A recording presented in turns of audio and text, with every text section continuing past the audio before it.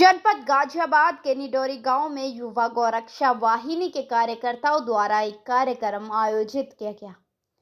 कार्यक्रम में पहुंचे वाहिनी राष्ट्रीय अध्यक्ष डॉक्टर हेमंत भैया ने कहा कि हम वाहिनी के सभी कार्यकर्ताओं से चाहते हैं कि आपस में एक दूसरे से मिलकर रहे और परेशानी आने पर सभी एकजुट होकर हर समस्या का समाधान करें।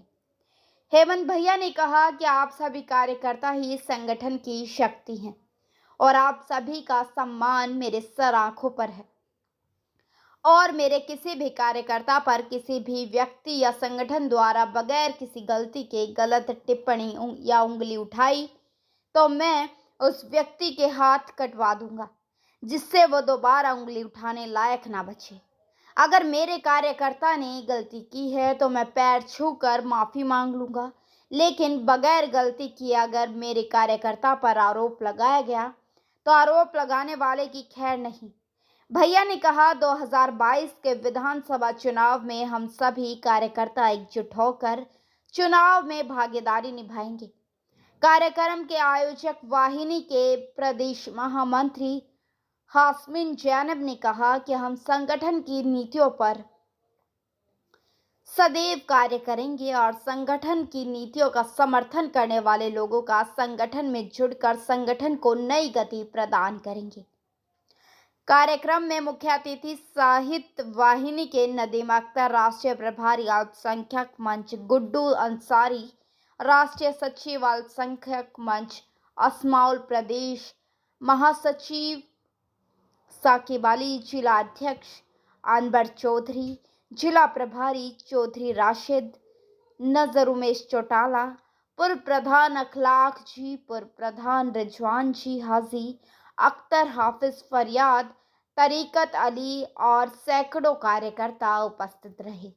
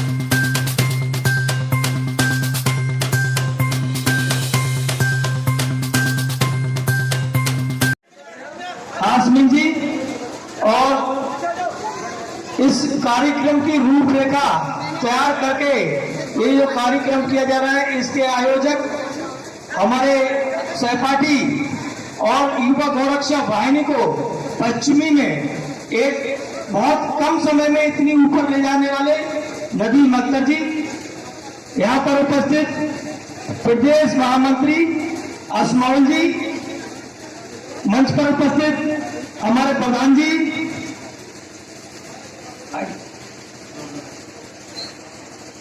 मंच पर उपस्थित हमारे अनवर चौधरी जी,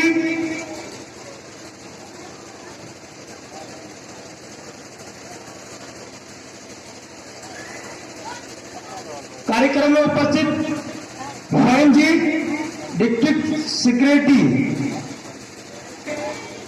जो समय दिया है इसका मैं दिल से आभार व्यक्त करता हूं, अभिनंदन करता हूं, वंदन करता हूं। दोस्तों, मैं बताना चाहूंगा, मैं जनपद और 2008 से राजनीति में मैंने कदम रखा। मैं आपको बताऊं कि मैं घर से बहुत बड़ा आदमी तो नहीं हूं, क्योंकि जो चीजें मैं वाफिकार नहीं हूं, और अगर जहां नहीं हो तो वहां मैं पहुंच रहा हूं, वहां से हो रहा हूं। इन 5 सालों में जो पिछली सरकारें रही, चाहे वो समाजवादी की सरकार हो, चाहे वो बहुजन समाजवादी पार्टी की सरकार हो या फिर कांग्रेस की सरकार हो, और आज की सरकार भी आप देख रहे होंगे, बुराइयां तो सभी में होती हैं, क्योंकि अगर सबकी बुराइयां नहीं होंगी तो फिर विपक्ष तो हर जगह होता है। लेकिन उस विपक्ष के होने के बाद भी अगर देखा जाए तो हमारी सरकार में बहुत अच्छा काम हुआ है। सबका साथ सबका विकास को लेकर माननीय नरेंद्र मोदी जी की सरकार जो 2014 में बनी, उसी रास्ते पर आज भी सरकार काम कर रही है। बहुत सारे लोगों को उज्ज्वला योजना, अनेक प्रकार की योजनाओं का लाभ मिला है, और जिनको नहीं मिला है हमारी सक्रिय टीम गांव-गांव घूम रही है, सर्वे कराया जा रहा है। जिनको नहीं मिला है और वो पात्र हैं, उन लोगों को भी योजना का लाभ दिलवाने के लिए हम लोग प्रयत्न हैं और प्रयास कर रहे हैं, और उनको लाभ दिलाया जाएगा। मैं अपने युवा गोरक्षा वाहिनी के सभी कार्यकर्ताओं से कहना चाहूंगा, अगर आपके क्षेत्र में, आपके आसपास क्षेत्र में या गांव में कोई ऐसे लोग हैं जिनको उस सुविधा का लाभ मिलना चाहिए और वो सुविधा का लाभ नहीं मिला है, तो आप संबंधित जो अधिकारी हैं उनको लिखित के अपने लेटर पैड पे लिखित दीजिए। और अगर वो अधिकारी नहीं करते हैं और वास्तविकता है वो पात्र हैं, उनको मिलना चाहिए। अगर वो ऐसे अधिकारी उस चीज को नहीं करते तो मैं आपको एक विश्वास दिला के जाता हूं कि 24 घंटे के अंदर वो अधिकारी सस्पेंड होगा। किसी भी विभाग का कोई अधिकारी हो, अगर आपकी बात को नहीं सुनता है और जायज बात को नहीं सुनता है तो 24 से 25 में घंटा नहीं लगेगा, उसको सस्पेंड कराने के लिए मैं सक्षम हूं, मैं सस्पेंड करूंगा। वैसे आप देख रहे होंगे शरीर में मैं बहुत पतला दुबला हूं, लेकिन शरीर से आइडिया ताकत का कभी लगाना मत, क्योंकि हम लोगों ने एक लक्ष्य और पीड़ा है। 2022 में पुनः योगी जी को मुख्यमंत्री बनाना है और 2024 में माननीय प्रधानमंत्री जी को पुनः दिल्ली की गद्दी पर बैठाना है। ये हमारा लक्ष्य है और इसी लक्ष्य पर हम लोग काम कर रहे हैं। आज की जो ये जनसभा का प्रोग्राम था, आप सभी लोगों की उपस्थिति देख के मुझे बहुत हर्ष हुआ, और मैं अपने कार्यकर्ता आयोजकों से कहना चाहूंगा कि ऐसे ही लगे रहो। मुझे उम्मीद है कि जो 2019 और 2014 में जो सीटें निकली, इस बार उससे दुगनी सीटें निकलेंगी, ये विश्वास है। आप सभी कार्यकर्ता ऐसे ही मेहनत करते रहे। हमारा पुलिस प्रशासन भी यहां मौजूद है।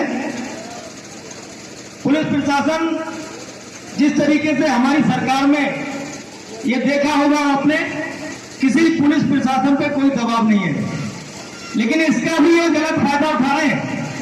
पुलिस प्रशासन भी जो नहीं करना चाहिए वो भी कर रहे हैं, जबकि इस छूट का नाजायज फायदा उठाया जा रहा है। छूट इसलिए दी गई थी कि आप अपने विवेक से काम कीजिएगा, जो जायज है वो काम कीजिएगा, अगर कोई दोषी है तो उसके खिलाफ कार्रवाई कीजिएगा। लेकिन कहीं कुछ जगह तो ठीक है और कुछ जगह तो बहुत ही ज्यादा भ्रष्टाचार है। सरकार में ढील रही, योगी जी की ढील रही, हमारे माननीय जो बैठे हैं उनकी ढील रही, और हमको ये जो हमको लेटर दिया गया है, उस लेटर पे साफ अंकित किया गया है कि आप किसी अधिकारी कर्मचारी के सरकारी कार्य में बाधा नहीं डालेंगे। लेकिन हम ऐसा भी नहीं है कि उस लेटर की सारी बातें को मानते हैं, क्योंकि सारी बातें जब प्रशासन नहीं मान सकता तो हम वही काय को सारी बातें मानेंगे, जो मानने की है वही मानी जाएंगी। आप काम कीजिए, निष्पक्ष काम कीजिए। और अभी एक कांड हुआ था, मैंने नदी मित्तर जी को बोला है कि जो भी कार्यकर्ता आप बनाए उसका थाने से चरित्र प्रमाण पत्र जरूर लें। युवा गोरक्षा वाहिनी का कोई भी कार्यकर्ता ऐसा नहीं होगा जिसके खिलाफ कोई मुकदमा अगर पहले से दर्ज है। ऐसे किसी भी कार्यकर्ता को हम अपना सदस्य नहीं बनाएंगे, ये हमारा है। लड़ाई झगड़े के मुकदमे हो जाते हैं, उनको नहीं कह सकता मैं जो मुकदमे की कहना चाह रहा हूं आप भी समझदार हैं, समझ रहे होंगे, क्योंकि हमारा लक्ष्य गाय को बचाना है, गौ माता की सेवा करना है। ऐसे लोग हमारे साथ में ना जुड़ जाएं जो हमारी आईडी लेकर और वो गौकसी का काम कर रहे हो, तो ये हम और आप सब इसके जिम्मेदार होंगे। इस चीज की जिम्मेदारी आपकी होगी। ऐसे लोगों को सतर्क रहें, क्योंकि कई सारे संगठन ऐसे चल रहे हैं। हमारे संगठन के संरक्षक माननीय योगी आदित्यनाथ जी ने हमें जो निर्देश दिया है कि अगर हमारे किसी कार्यकर्ता अगर ऐसा लिप्त पाया जाता है कहीं पे भी, अगर उससे थाने में अगर उसके खिलाफ मुकदमा दर्ज होता है तो सबसे पहले वो मुकदमा हमारे खिलाफ दर्ज होगा। अगर आप चाहते हैं कि आपके राष्ट्रीय अध्यक्ष पे मुकदमा लगे तो आप जैसी मर्जी हो बना दीजिएगा, क्योंकि मैं सबको नहीं जानता, ये सारी जिम्मेदारी आपकी है। आप जानते हैं आप किस कार्यकर्ता को बना रहे हैं, उसका रिकॉर्ड क्या है, वो आपकी जिम्मेदारी है।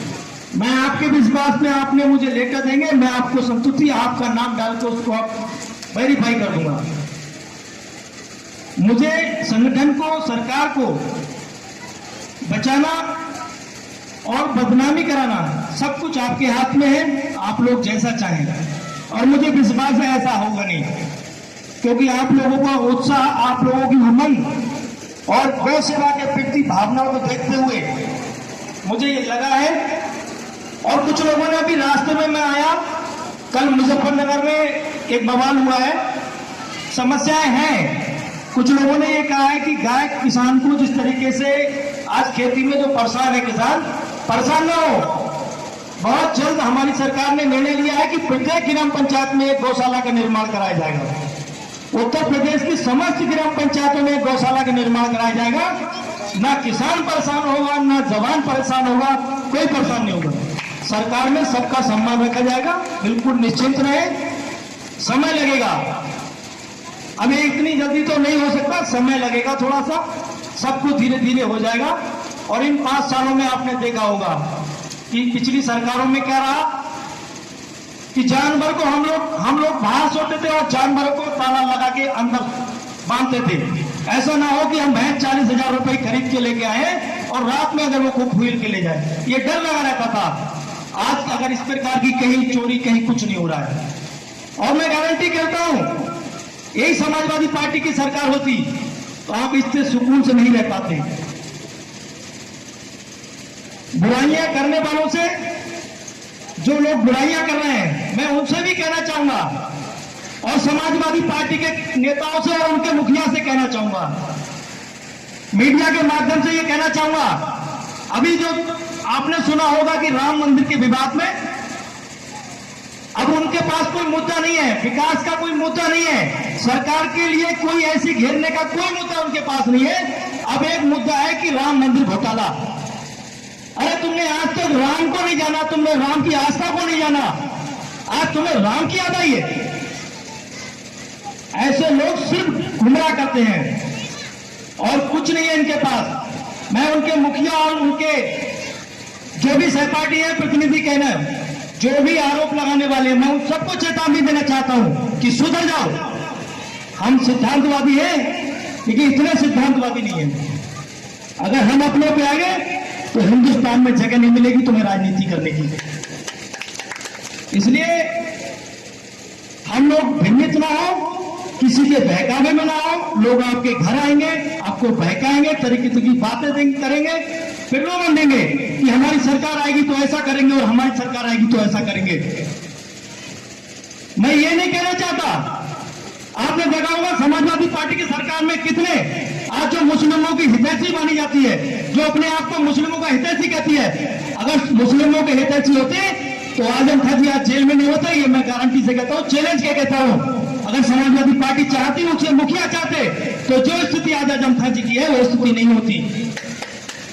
ये सिर्फ आप सभी लोगों को गुमराह करने के लिए, एक राजनीति रोटी सेकने के लिए इस तरीके के जो षड्यंत्र में बच्चे जाते हैं और जो बातें की जाती है हिंदू मुस्लिम की, वो आपको सिर्फ टारगेट वोटों का है और कोई टारगेट नहीं है।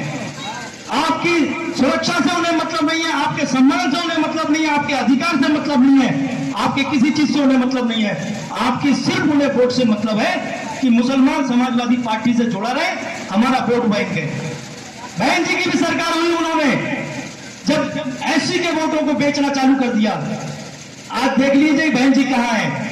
और समाजवादी पार्टी 2012 में जिस तरीके से बहुत पूर्ण बहुमत से सरकार बनी थी, 47 सीटों पर सिमट गई। और मैं गारंटी करता हूं और चैलेंज करता हूं कि आप लोगों का ऐसी साथ रहा तो 2022 के चुनाव में 7 सीटें रहेंगी, सिर्फ 7 उत्तर प्रदेश के अंदर। आप सभी लोगों ने इतना समझ लिया, क्योंकि मुझे भी अभी दिल्ली निकलना है, समय कम था, लेकिन रास्ते में लेट हो गया। अगली बार आऊंगा, आप सभी लोगों के बीच आऊंगा, क्योंकि मैं चुनाव का सह प्रभारी भी हूं उत्तर प्रदेश में, और पूरे चुनाव आप लोगों से हमारी आपकी मुलाकात होती रहेगी। और चुनाव ही नहीं, आपके हमारे संबंध है, इसको मैं बरकरार रखूंगा। और ये भी विश्वास दिला के जा रहा हूं, निडोरी ग्राम पंचायत की सभी जनता को मैं विश्वास दिला के जाता हूं कि आपका बेटा, आपका भाई, जिस लायक आपको मुझे जिस समय जैसे भी जरूरत हो, मैं आपके लिए तैयार रहूंगा। ये विश्वास दिलाता हूं आपके लिए। आप मेरा सहयोग कीजिए। धन्यवाद। माननीय राष्ट्रीय अध्यक्ष जी, माननीय